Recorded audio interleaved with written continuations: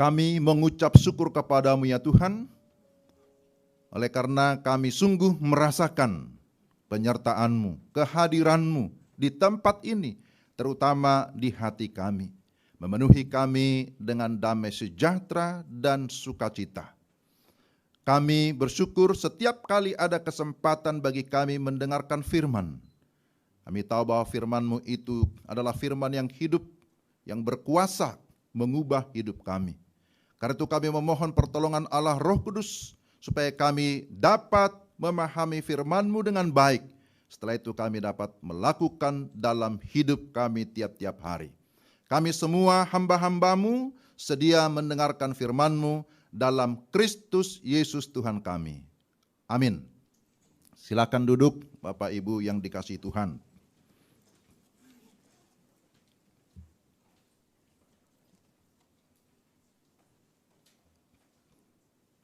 Mari kita melihat, membaca, ataupun mendengarkan firman Tuhan dari Matius pasal 2 ayat yang ke-12. Matius pasal 2 ayat yang ke-12. Demikian firman Tuhan. Dan karena diperingatkan dalam mimpi supaya jangan kembali kepada Herodes, maka pulanglah mereka ke negerinya melalui jalan lain.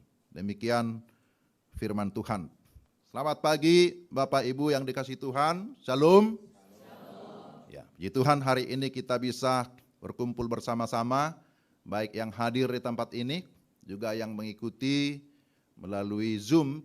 Kita tentu bersyukur karena ada kesempatan bagi kita untuk beribadah.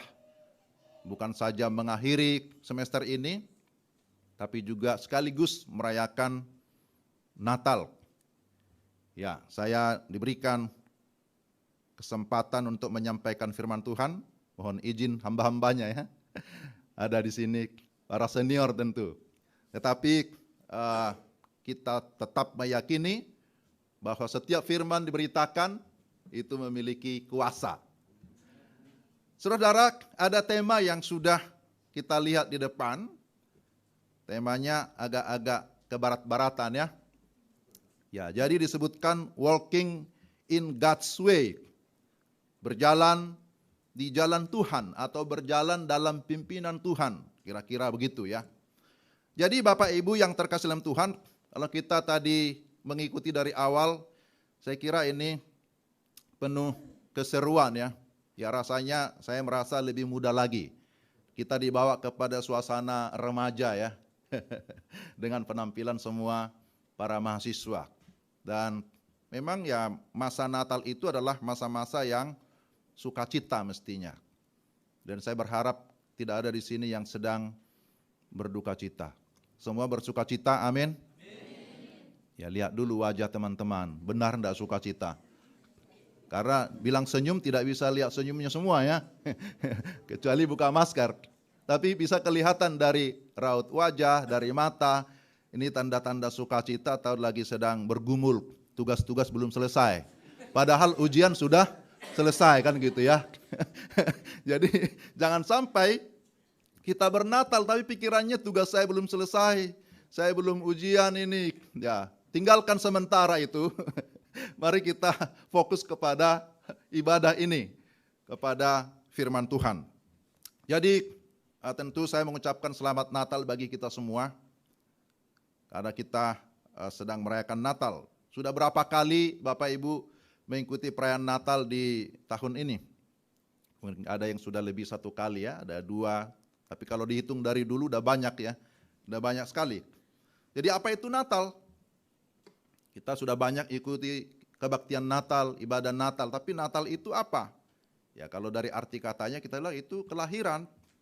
Ya, Natal itu berarti kelahiran. Pada bulan Desember ini banyak perayaan-perayaan, bahkan di akhir November juga sudah ada. Nanti sampai ke bulan Januari masih ada itu. Kalau orang-orang Batak bisa sampai ke bulan Maret juga begitu ya. Jadi sampai kepada bona tahun katanya. Tetap ada perayaan Natal sampai ke bulan Maret. Jadi keseruan Natal itu sudah terasa. Tadi saja kita sudah rasakan Kemarin dikirimi orang ada video, di bandara sudah ada ya. Di mal-mal sudah terlihat keseruan itu. Dengan pohon Natal yang beraneka ragam. Pohon yang harusnya hijau sekarang sudah banyak kuning. Ya gitu ya, karena dibuat dari botol-botol dicat kuning. Jadi pohon itu tidak lagi selalu harus hijau rupanya. Ada yang sudah kuning, ada yang kerlap-kerlip, macam-macam. Jadi ya itu semua dibuat dalam rangka memeriahkan Natal. Jadi ini bisa kita merayakan, walaupun sebenarnya secara eksplisit di dalam Alkitab tidak ada perintah khusus ya, supaya kamu pada bulan Desember rame-rame semua gereja merayakan Natal. Tidak ada sebenarnya perintah itu secara khusus. Nah ini kita harus tahu karena kita orang-orang teologi. Tetapi seringkali bahwa orang lebih suka kepada perayaan-perayaan. Ya, lebih semarak perayaan Natal nanti dibandingkan dengan Paskah pada saat kematian Yesus. Ya itu rasanya sepi begitu ya. Padahal itu adalah hari kemenangan. Jadi tidak salah kita mengadakan perayaan Natal. Tapi menjadi salah kalau kita tidak memaknai Natal itu sesuai dengan kebenaran firman Tuhan. Pada saat Natal kita mengharapkan sesuatu yang lebih biasanya. Ya, sukacitanya lebih, bergembira kalau bisa dapat hadiah. Padahal yang Natal siapa? Yang ulang tahun Yesus kan? Yang dapat hadiah maunya kita. Yang Natal Yesus dapat hadiah kita. Nah, apa hadiah yang kita berikan kepada Yesus? Itu juga menjadi pertanyaan di hari Natal ini. Hadiah apa yang kita berikan kepada dia ya. Jadi Natal itu memang harusnya mendatangkan sukacita. Setiap kali ada kelahiran, ya walaupun ya ibunya melahirkan dengan susah payah, tapi ketika lahir pasti ada sukacita. Ada kebahagiaan. Jadi memang Natal itu haruslah mendatangkan sukacita, mendatangkan kebahagiaan, tetapi jangan sampai kita mendapatkan kebahagiaan di hari Natal dengan cara-cara yang tidak rohani. Kita mau berbahagia, kita mau bersukacita di hari Natal, tapi dengan cara-cara duniawi. Dan itu yang salah, dan itu banyak terjadi. Pada saat hari Natal, banyak orang membuang, tanda kutip ya, memboroskan uangnya untuk belanja-belanja, untuk membeli aksesoris dan lain sebagainya. Ya, dengan maksud ya ini supaya berbahagia. Banyak orang mengadakan pesta-pesta pada saat perayaan Natal. Bahkan ada mabuk, sampai mabuk juga ada ya. Minum mabuk. Lalu kalau ditanya, kenapa sampai seperti itu? Habiskan uang Natal, pesta pora, mabuk-mabuk. Cuman sekali setahun Ji katanya. Dulu saya di Palopo di Seriti. Natal itu hanya sekali setahun. Kalau di selatan sekali setahun Ji. Kalau di utara sekali setahun Jo. Jadi antara itu ya. Antara Ji dan Jo. Jadi kalau orang Batak, sali-sali do katanya begitu ya. Pakai do gitu ya. Sali-sali do. Jadi cuman sekali-sekali katanya. Sekali setahun. Tidak apa-apalah. Ya. Jadi banyak orang yang akhirnya pada saat perayaan Natal bukan semakin mendekatkan diri kepada Tuhan, tapi makin menjauhkan diri dari Tuhan karena tindakannya yang tidak terpuji, yang tidak memuliakan Tuhan. Ada orang yang sampai mabuk-mabuk, ada kisah seorang yang mabuk ya, setengah mabuk lah begitu, bersama dengan teman. Kemudian temannya berkata, ayo kita ada di sana itu loh, lagi ada pameran lukisan katanya. Ada perlombaan lukisan, kita lihat yuk. Kemudian temannya itu ngajak dia. Wah, pertama dia lihat, wah lukisan yang bagus. Bagus sekali lukisan ini, kata teman setengah mabuk. Lukisan ikan ini kok bagus sekali. Temannya bilang, itu kok ikan? Itu bukan ikan, itu buaya katanya. Rupanya dia pandangannya sudah tidak jelas. Pindah lagi ke lukisan yang lain. Wah, dilihat lagi. Bagus sekali lukisan ini. Wah, bagus sekali banteng ini katanya. Ya. Temannya bilang, itu bukan banteng. Itu adalah kerbau. Bedakan banteng dan kerbau. Oh iya ya. Dia ternyata tidak lihat dengan jelas. Ya kita pindah lagi, dilihat lagi yang lain. Kemudian dia bilang, wah ini bagus sekali. Ini simpanse bagus sekali. Temannya bilang, kamu ini, itu bukan simpanse. Yang kamu lihat itu cermin. Temannya bilang, itu cermin. Maksudnya apa? Ternyata yang dia lihat adalah gambar dirinya sendiri sampai dia tidak mengenal dirinya sendiri. Nah, saudara, ini adalah sebuah ilustrasi. Tetapi ini tentu menarik untuk kita perhatikan bahwa seseorang bahkan tidak bisa mengenali dirinya sendiri karena apa? Kemabukan. Ya, kalau kita hubungkan dengan pemaknaan Natal, kita pun tidak akan mungkin memahami makna Natal yang sesungguhnya tanpa firman. Kita tidak mungkin memahami apa makna Natal tanpa pemahaman akan firman yang begitu jelas. Sehingga Bapak Ibu yang tersalam Tuhan, mari kita memperhatikan bagian firman Tuhan ini.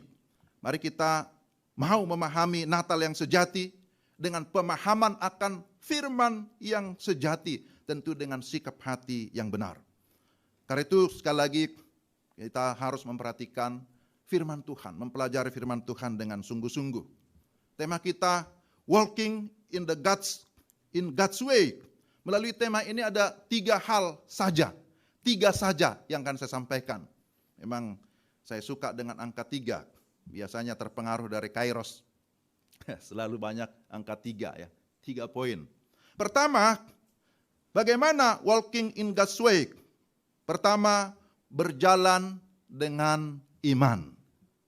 Nah, Bapak Ibu yang dikasihi Tuhan, konteks bacaan kita ini mengisahkan tentang perjalanan orang-orang Majus dari timur yang hendak menjumpai Yesus yang telah lahir di Bethlehem di tanah Yudea.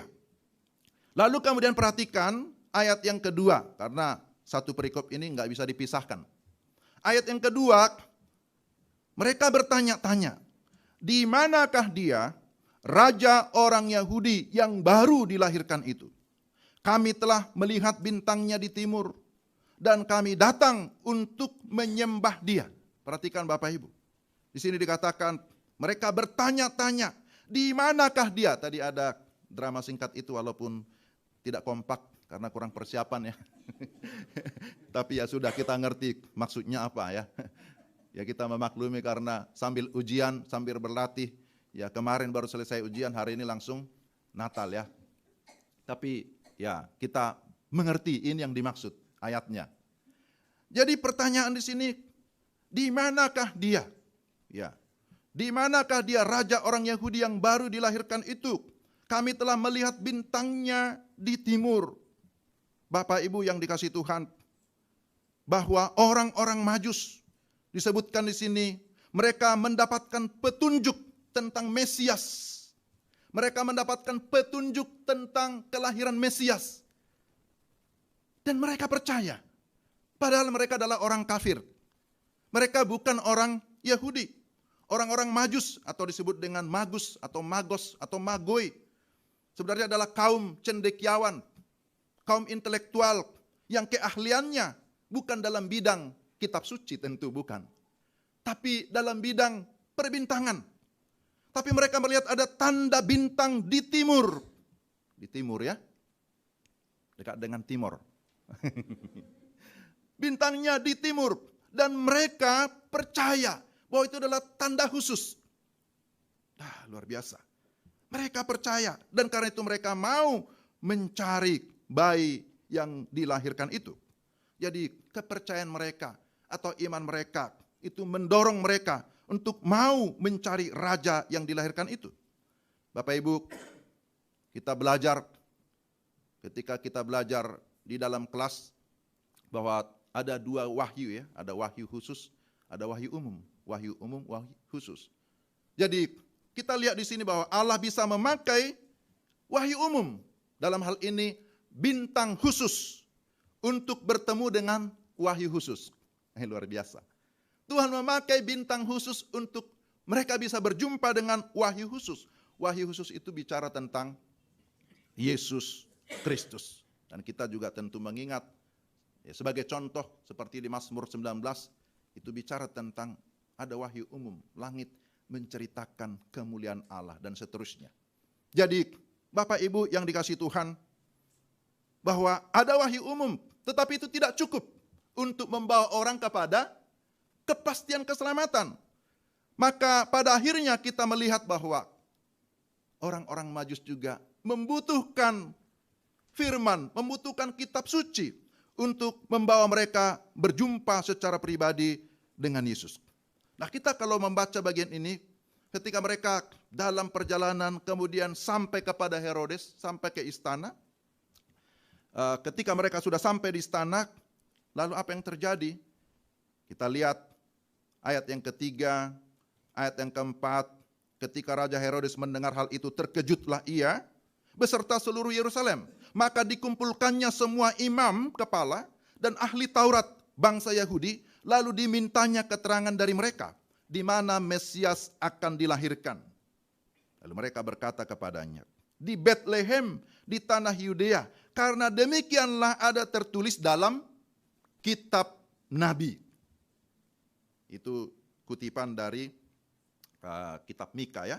Dan engkau Bethlehem, tanah Yehuda, engkau sekali-kali bukanlah yang terkecil di antara mereka yang memerintah Yehuda. Karena daripadamu lah akan bangkit seorang pemimpin yang akan menggembalakan umatku Israel. Jadi kita lihat di sini, Herodes mengumpulkan semua imam dan ahli Taurat untuk mengkonfirmasi berita tentang kelahiran Mesias. Dan kemudian ahli-ahli Taurat, para imam menyatakan itu betul, seperti yang sudah dinubuatkan para nabi. Dan mereka memberikan konfirmasi yang jelas. Dan Bapak Ibu, yang menarik bahwa orang-orang Majus ketika mendengarkan bagian itu, mereka percaya. Mereka percaya kepada petunjuk alam pertama-tama, yaitu bintang. Tapi kemudian itu dikonfirmasi, diteguhkan oleh firman Tuhan. Mereka semakin percaya. Berbeda sekali dengan Herodes. Ketika mendengarkan firman Tuhan, Herodes hanya seolah-olah percaya. Hanya seolah-olah. Tetapi ternyata tidak percaya. Bahkan ahli Taurat, imam-imam yang memahami kitab suci, ternyata mereka pun tidak percaya kepada apa yang mereka sudah tahu, kepada apa yang mereka selama ini sudah ajarkan kepada umat Tuhan. Ini sangat ironis. Bapak Ibu yang terselam Tuhan, astrolog ataupun astronom, apakah ini astrolog, orang-orang Majus, mereka percaya. Tetapi sungguh mengherankan, satu ironis, astrolog bisa percaya kepada tanda dari Tuhan, percaya kepada firman Tuhan, tapi justru sebaliknya, teolog kok tidak percaya kepada firman Tuhan. Nah, kita ini adalah para teolog ya, kita ada di sekolah teologi. Jangan sampai kita hanya membaca firman Tuhan, belajar firman Tuhan, mengeksegese firman Tuhan, mengkhotbahkan firman Tuhan, tapi kita sesungguhnya tidak percaya kepada berita firman Tuhan. Ini menjadi peringatan bagi saya, bagi kita. Karena sudah ternyata banyak orang semakin sekolah tinggi-tinggi, gelar makin tinggi, tapi ternyata imannya bukan semakin tinggi. Pengetahuan makin banyak, tetapi imannya makin menurun. Makin banyak belajar Alkitab, makin tidak percaya bahwa Alkitab firman Tuhan. Itu juga banyak terjadi di tengah-tengah dunia ini. Di Eropa sudah banyak, tapi mungkin juga bukan hanya di sana, di sini, di sana dan di sini. Berarti di mana-mana bisa terjadi kalau kita tidak sungguh-sungguh beriman. Maka ini langkah yang pertama. Mari kita berjalan dengan iman. Setiap kali mahasiswa masuk, ini yang menjadi penekanan kita. Ini sudah sungguh-sungguh beriman atau tidak? Sudah sungguh-sungguh dalam Tuhan atau tidak? Sungguh-sungguh percaya firman Tuhan atau tidak? Jadi Bapak Ibu yang terkasih dalam Tuhan, mari kita berjalan di dalam Tuhan. Berjalan dengan Tuhan. Tapi mari berjalan dengan iman. Ini yang pertama yang kita pelajari. Dan yang kedua, bahwa orang-orang Majus berjalan dengan kegigihan. Mereka pantang menyerah, terus mencari sampai menemukan. Mereka tidak berhenti. Sekalipun di dalam perjalanan pasti banyak tantangan, saya katakan pasti. Ada banyak tantangan yang harus dihadapi. Perjalanan yang begitu jauh, bahwa orang-orang Majus ini diperkirakan datang dari Persia. Ya. Berarti perjalanan begitu jauh. Ada yang berpendapat bahwa mereka memang dari Persia ya. Ada yang berkata dari Babel, ya. Dan mereka menuju ke Yerusalem. Jangan membayangkan perjalanan mereka seperti perjalanan sekarang atau jalan kita di kota wisata, tentu tidak. Perjalanan yang begitu sulit. Belum ada Google Map pada saat itu. Kalau sekarang kita kesulitan tinggal buka Google Map. Ada orang bilang kalau tidak Google Map apalagi Waze juga akan menolong walaupun kadang-kadang sesat juga ya. Saya pernah pakai Google Map, kok dibawa sampai kemana kami mutar-mutar. Terakhir sampai di belakang Narogong sana, sawah-sawah. Sudah macet, tidak bisa lagi. Sudah agak ketakutan yang di belakang saya beberapa orang. Ini udah gelap, ini kemana kita ini? Jalannya sudah tidak jelas ini. Ibu-ibu di belakang gitu ya. Namanya ibu-ibu. Ya, perasaan mendominasi gitu ya. Saya bilang tenang aja, putar lagi, kita kembali lagi ke jalan yang lain. Ini jalan yang lain ya. Ya. Jadi Bapak Ibu yang terkasih dalam Tuhan, ada tantangan yang harus dihadapi. Perjalanan yang jauh. Kemudian mereka harus membawa bekal ya. Karena perjalanan itu bukan 1 hari, 2 hari, bukan 1 minggu. Itu berbulan-bulan. Bahkan ada yang memperkirakan bisa 1 tahun, bisa lebih. Ya memang tidak ada catatan yang pasti. Tapi ada orang mengira, ini kan mereka mendapatkan tanda bahwa Yesus sudah lahir. Tapi mereka setelah sampai di tempat itu kan, Yesus bukan baru lahir lagi. Sudah hampir 2 tahun diperkirakan seperti itu. Jadi perjalanan yang panjang, walaupun kita tidak tahu persisnya berapa lama, tapi perjalanan itu tidak singkat dan tidak dekat. Dan mereka harus membawa perlengkapan, membawa persiapan, perbekalan, juga membawa persembahan mereka ya, emas, kemenyan, dan mur. Dan tentu juga macam-macam tantangan, alasan keamanan, bisa banyak penyamun. Dan karena itu orang biasa menafsirkan bahwa mereka itu tidak hanya 3 orang, tapi itu sepasukan atau sekelompok orang yang bersama-sama ya di dalam perjalanan ya. Ya karena seringkali orang mendramakan itu hanya 3 orang ya. Ya. Apakah hanya 3 orang? Ya itu pun sebenarnya tidak ditulis. Tetapi mau berapa orang ya tidak menjadi persoalan bagi kita secara prinsip.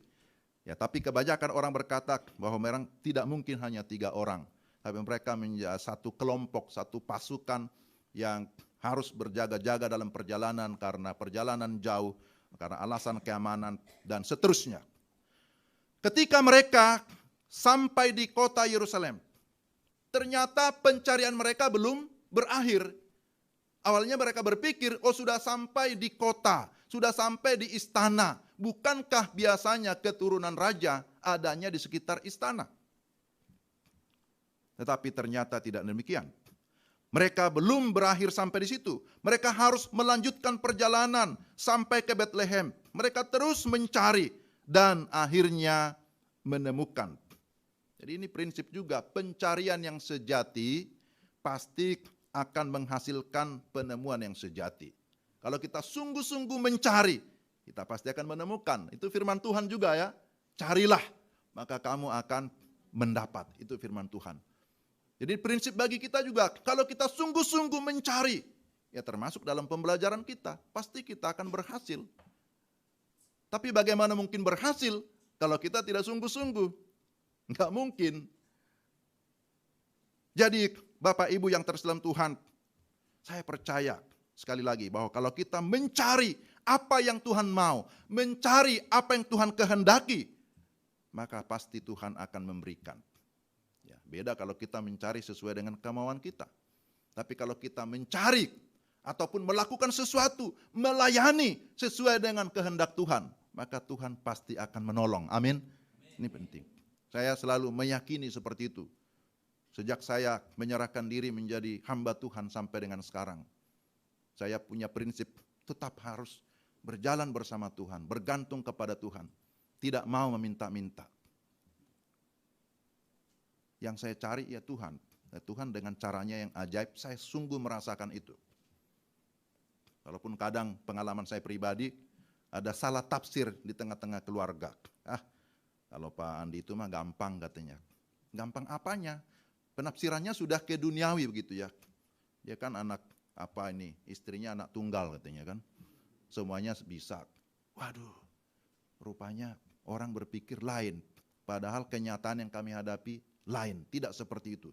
Kami tetap harus berlutut, harus tetap bergantung kepada Tuhan. Dan puji Tuhan, melalui lembaga di mana kami ada, tidak pernah berkekurangan. Kok aminnya kurang ya? Ya. Apakah saudara ragu ada di Setia Rabona? Ini saya di Setia Rabona sudah hampir mau 13 tahun Bapak Ibu. Ya. Kalau dihitung mulai tahun 2008 ekstensi saya sudah mulai. Ya, saya tidak pernah merasa pernah berkekurangan enggak? Enggak. Ini ada saksi di sini. Enggak pernah. Jadi artinya kita tidak mencari berkat sebenarnya. Tapi kita mencari Tuhan, mencari kehendak Tuhan. Kita melakukan apa yang Tuhan mau. Maka percaya bahwa Tuhan pasti akan memberkati. Jadi ini prinsip yang harus kita miliki. Saya tidak pernah menyesal masuk ke Setia Rabona. Dan saya harap kita semua yang ada di sini tidak ada istilah kenapa saya masuk ke Setia Rabona. Ya, tapi yakin ya Tuhan memimpin ke Setia Rabona. Karena banyak STT lain, banyak jalan lain ya. Tapi kenapa ke Setia Rabona? Jadi terima itu sebagai panggilan dari Tuhan. Nah, Bapak Ibu yang terkasih dalam Tuhan, bahwa mereka terus mencari, terus berjalan, pastilah mereka mengalami keletihan, pasti. Ada kelelahan, ada kepenatan. Tetapi Bapak Ibu yang menarik, bahwa semua kepenatan, semua kepedihan, semua kelelahan seketika hilang ketika mereka melihat tanda bintang itu berhenti di atas tempat di mana anak itu berada. Mereka sangat bersuka cita ketika mereka sudah berjumpa dengan Yesus. Jadi ini sudah overjoy, terjemahannya begitu. Mereka sangat bersuka cita, overjoy, sukacitanya melimpah sampai semua rasa capek itu enggak terasa apa-apa ternyata. Karena perjumpaan dengan Tuhan itu lebih daripada segala-galanya. Jadi ini luar biasa. Bapak Ibu yang dikasihi Tuhan, mereka berjumpa dengan Yesus di rumah. Perhatikan ini di rumah, bukan di kandang. Jadi mereka berjumpa dengan Yesus di sebuah rumah yang ada di Bethlehem. Itu artinya bukan lagi bayi yang baru lahir, karena baru lahir di kandang. Tapi sekarang mereka berjumpa di rumah. Lalu mereka menjumpai anak itu, kata paidion, bukan bayi. Kemudian mereka menyembah dia. Kata menyembah di sini dari kata proskuneo, artinya mereka menyembah sampai ke tanah. Bahwa ketika mereka melakukan itu, maka di dalamnya ada sebuah pengakuan bahwa Yesus itu adalah raja. Karena hanya rajalah yang disembah sampai sujud ke tanah. Dan mereka melakukan itu, menyembah sampai sujud ke tanah. Proskuneo, sebuah pengakuan bahwa betul yang baru lahir ini, Yesus ini adalah raja di atas segala raja. Mereka menyembah Yesus, sebuah pengakuan yang lahir dari iman. Dan kemudian setelah itu mereka mempersembahkan persembahan terbaik. Emas, kemenyan, dan mur. Satu hasil yang terbaik dari negeri mereka dibawa kepada Tuhan. Dipersembahkan kepada Tuhan. Jadi bukan saja mereka mempersembahkan hidup mereka, tapi mempersembahkan apa yang ada pada mereka. Dan yang terbaik diberikan. Ini prinsip juga bagi kita. Kadang-kadang orang memberi tapi asal-asalan. Ya kalau kita mungkin berkata saya mahasiswa tidak bisa beri apa. Tapi apa yang ada pada kita. Kan tidak harus emas, kemenyan, dan mur. Tapi ini prinsipnya. Memberi yang terbaik. Emas ya sering dihubungkan dengan kemuliaan sebagai raja. Kemenyan sering dihubungkan dengan penyembahan seperti imam.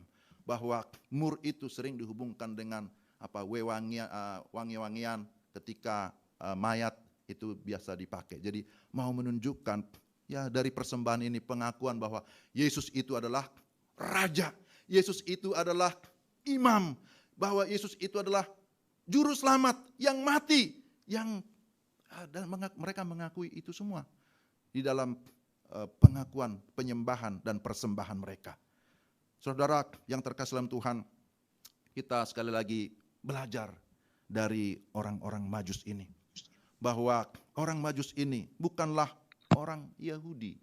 Mereka adalah non-Yahudi yang jauh dari negeri asing. Tapi mereka akhirnya datang kepada Yesus, percaya dan menyembah kepada Yesus. Bapak Ibu yang dikasihi Tuhan, Natal adalah kabar baik, bukan hanya untuk orang Yahudi. Natal adalah berita kesukaan bagi siapa? Bagi segala bangsa. Natal itu adalah kabar kesukaan, berita kesukaan bagi segala bangsa. Maka karena itulah kita harus menyampaikan berita ini kepada segala bangsa. Bahwa berita Natal itu tidak berhenti sampai di kita, tapi juga harus diberitakan kepada orang lain, kepada bangsa-bangsa lain, bahwa keselamatan ada di dalam Yesus. Dan kalau kita mau menikmati overjoy, sukacita yang besar, tidak ada pilihan lain kecuali percaya dan menerima Yesus sebagai Tuhan dan Juru Selamat satu-satunya. Jadi Bapak Ibu, Natal haruslah membawa kita semakin percaya kepada Tuhan. Natal haruslah membawa kita kepada penyembahan demi penyembahan yang mendatangkan sukacita. Dan yang ketiga, mereka berjalan dengan segala ketaatan akan suara Tuhan, ketaatan akan pimpinan Tuhan. Kalau kita perhatikan bacaan kita tadi, bahwa ternyata di situ dikatakan mereka diperingatkan dalam mimpi supaya jangan kembali kepada Herodes. Maka pulanglah mereka ke negerinya melalui jalan lain. Artinya mereka masih ada kesempatan beristirahat untuk tinggal beberapa saat di Bethlehem. Malaikat mengingatkan dalam mimpi supaya jangan kembali kepada Herodes. Karena sudah tahu bahwa Herodes punya rencana yang jahat. Jadi jangan kembali lagi ke sana. Mereka pulang melalui jalan lain. Pulang dengan jalan lain itu bisa diartikan pulang dengan rute yang berbeda. Sesuai dengan pimpinan Tuhan. Sesuai dengan suara Tuhan. Pulanglah mereka ke negerinya melalui jalan lain. Itu juga bisa diartikan pulanglah mereka dengan kondisi yang sudah berbeda. Bahwa mereka sudah mengalami Tuhan, mereka sudah mengalami pembaruan, dan mereka kembali ke negerinya sudah menjadi manusia baru. Sudah menjadi manusia yang berbeda dari sebelumnya. Dengan segala ketaatan, mereka mau mengikuti petunjuk Tuhan, mengikuti perintah Tuhan. Jadi karena itulah mereka memiliki keberanian untuk menolak Herodes. Karena apa? Herodes itu punya kuasa. Herodes itu bisa mengejar mereka. Herodes itu raja yang kejam. Oh, dalam sejarah pernah saya baca-baca, bahkan keluarganya sendiri dihabisin, dibunuh. Karena dia tidak mau disaingi, dia tidak mau turun seorang raja yang paranoid. Sampai anaknya sendiri, keluarganya sendiri pun dia bunuh karena takut kerajaannya akan diambil. Apalagi dia mendengarkan ada raja yang baru, raja yang besar. Wah, dia pasti akan tidak tenang, pasti akan gelisah. Maka kita lihat di sini, karena perintah Tuhan, maka orang-orang Majus tidak lagi kembali kepada Herodes. Sekalipun mungkin ada konsekuensinya. Tapi karena raja yang besar sudah ada di hati mereka, mereka lebih memilih taat kepada Tuhan dibandingkan taat kepada raja dunia ini. Ini juga merupakan prinsip bagi saya, bagi kita. Ketika kita membaca Kisah Para Rasul, satu kali juga Yohanes ya dengan Petrus, mereka dengan tegas berkata, kami harus lebih taat kepada Tuhan daripada kepada manusia. Karena kita adalah anak Tuhan. Kita adalah miliknya Tuhan. Maka kita percaya bahwa kita ada dalam perlindungan Tuhan. Jadi kita lihat Bapak Ibu bahwa di sini jelas mereka memilih untuk taat kepada pimpinan Tuhan. Karena mereka yakin sebagaimana Tuhan memimpin mereka dalam perjalanan sampai ke Yerusalem, sampai ke Bethlehem, maka Tuhan akan memimpin mereka kembali ke negerinya. Tapi ketika mereka kembali, tidak lagi sama kondisinya ketika mereka datang. Karena mereka sudah mengalami Tuhan secara pribadi. Mereka sudah diubahkan, sudah menjadi manusia yang baru di dalam Tuhan. Di dalam Alkitab kita menemukan banyak sekali ilustrasi tentang jalan. Ada jalan yang lebar, ada jalan yang sempit, ada jalan yang disangka lurus ujungnya menuju maut. Ada jalan orang benar, ada jalan orang fasik. Tetapi jangan lupa ada perkataan Yesus berkata, akulah jalan. Bahwa ada banyak jalan, tetapi hanya satu jalan yang sejati. Jalan untuk sampai ke surga. Yesus sendiri berkata, akulah jalan. Dia tidak hanya penunjuk jalan. Dia tidak hanya menjadi penuntun perjalanan kita. Tapi dialah jalan itu. Barang siapa percaya kepadanya, maka akan memperoleh hidup yang kekal. Ketika dia datang ke dalam dunia, Yesus yang adalah Allah, tetapi dengan segala kerendahan hatinya, di dalam segala ketaatannya kepada Bapa. Kita tahu itu dari Alkitab, dari Filipi, bahwa ketaatan yang sempurna, luar biasa, dia harus mati di kayu salib. Maka ketika dia bersama muridnya dia berkata, kalau kamu ikut aku, kamu harus menyangkal diri dan siap memikul salib. Ternyata sekarang kita harus tahu bahwa perjalanan hidup kita juga harus siap mengikuti jalan Tuhan. Kadang harus mengikuti jalan salib. Mau Bapak Ibu? Aduh, agak lemah sekarang ya, karena tadi sukacita diakhiri dengan tantangan jalan salib. Agak berat ini. Tapi memang Tuhan berkata seperti itu.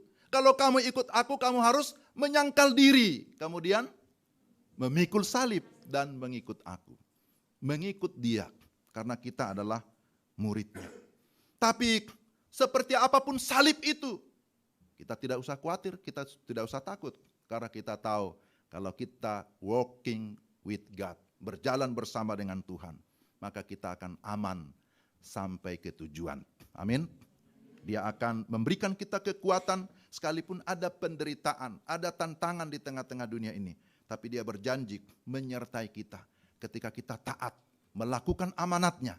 Ketika kita taat melakukan kehendaknya, maka dia akan menyertai, dia akan menuntun kita dari satu keberhasilan kepada keberhasilan yang lain. Dia akan memberkati kita dan kehidupan kita pun semakin dipakai Tuhan menjadi berkat dimanapun kita berada. Bapak Ibu, kiranya Natal kali ini membawa kita untuk semakin percaya kepada Tuhan, bergantung kepada Tuhan. Semakin kita berjalan bersama dengan Tuhan dengan segala kegigihan, dengan segala kesungguhan, dengan segala perjuangan, tidak kenal menyerah. Itu prinsip kita sebagai anak-anak Tuhan. Dan mari kita dengan segala ketaatan melakukan amanat agung sampai akhir hidup kita. Selama masih ada kesempatan, kita terus mau melakukan amanatnya. Untuk itulah STT Arabona ada. Dan untuk itulah kita ada di STT Arabona. Mari kita berdoa. Tuhan, terima kasih ada kesempatan bagi kami untuk mendengarkan firman-Mu. Hamba-Mu terbatas untuk menguraikan. Karena itu hamba memohon pertolongan Allah Roh Kudus yang terus memimpin kami, mengajar kami, memberikan kami kemampuan untuk kami mengingat firman, tapi terlebih menerapkan dalam hidup kami. Berkati kami semua, pimpin dan sertai dalam melanjutkan perjalanan yang Tuhan sudah sediakan, yang Tuhan percayakan kepada kami. Dalam nama Yesus kami berdoa. Amin.